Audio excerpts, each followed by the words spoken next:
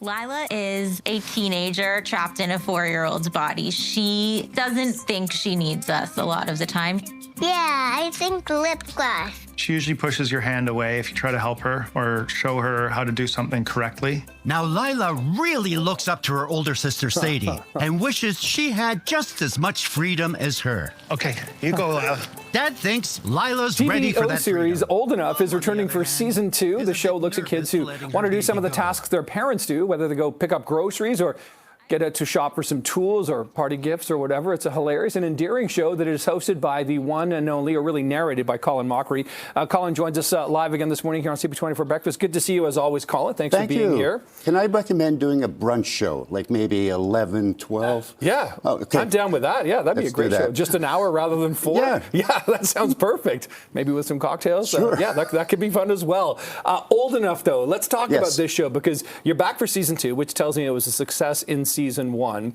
And just for anyone who doesn't get it, it's basically kids going out, being recorded kind of surreptitiously, doing things safely as well. Yep. Has anything changed, though, this season in terms of the concept or you know, the angles they're looking at? No, we got cuter kids, because last season's kids. Right, yeah. No, every show is so different because the kids are different and their personalities are so different. Yeah. And it's always interesting to see the parents, because there's usually one who's all for this, their kid getting independence, and there's another one going, this is a bad idea. That's typically the dynamic in most sort of parent relationships, right? So one's pretty good, but the other one's like, I'm not so sure. And that I watched a couple of the episodes, last night and this morning to sort of refresh my memory on this here.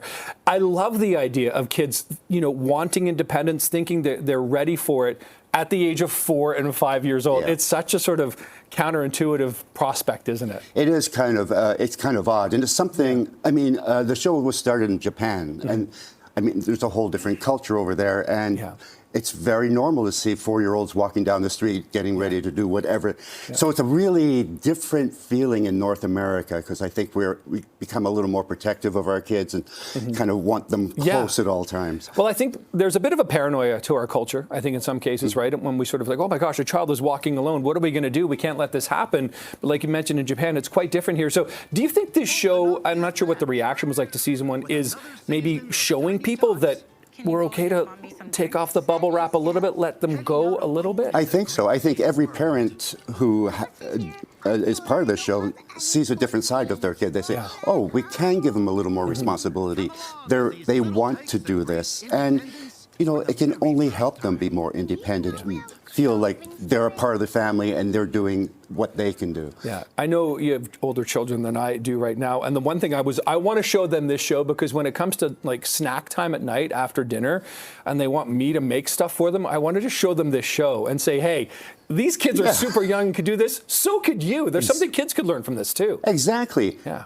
Don't put everything on the parents. Yeah. It's time for you to pick up the slack. Yeah. We don't have to get back to Dickens' time. No. But a happy medium. Yeah. I don't want them cleaning chimneys. No. But I wouldn't mind if they made a sandwich. Oh, yeah, and bring a beer. Yeah. That's I've got them on that. They're pretty good. Okay. They know which one to choose at a certain time of night, so that's pretty good. Like the lower, maybe a midweek and like 4% rather than a weekend 6%. That's a great skill to have. Things like that. They can identify those cans. Like the green can, right, Dad? I'm like, yes, exactly. But overall, your involvement in the show, you're narrating this, so you don't necessarily meet the kids, is that right? You just kind of get to see the stories as they unfold? Yeah, they have filmed everything by the time I get there, so I'm just seeing it for the first time. And it's a lot of fun. It's, the scripts that they've written are really tight and fun, and they give me a chance to improvise every once in a while. Do you get to put your Colin Mochrie sort of spin or take on it? Yeah, and then they go, no. So it's nice. It's a very open, collaborative event. So, Colin, when is this airing? When can people start catching this on TVO? I think it's already... it's premiering on Sunday. I'm just reading. There we are. Yeah. Okay. So it'll be on TVO Kids and TVO. You can find it on YouTube. Yeah. You can find it wherever you... It's a whole lot of fun. Yeah, it is a lot of fun. You and I are definitely old enough, but these kids, it's a lot of fun too. Pleasure meeting you again, Colin. Great to see you as always. Thanks so much.